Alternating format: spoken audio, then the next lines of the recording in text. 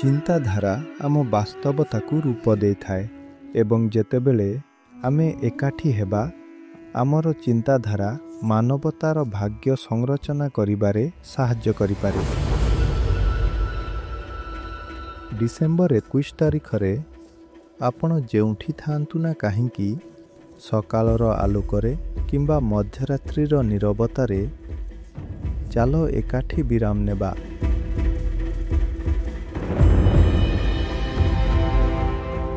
ବିଭିନ୍ନ ଦେଶ, ବିଭିନ୍ନ କାହାଣୀ, ବିଭିନ୍ନ ଜୀବନ, କିନ୍ତୁ ଗୋଟିଏ ଉଦ୍ଦେଶ୍ୟ ଶାନ୍ତି। ଆଖି ବନ୍ଦ କରି ହୃଦୟରେ ଧ୍ୟାନ କରନ୍ତୁ।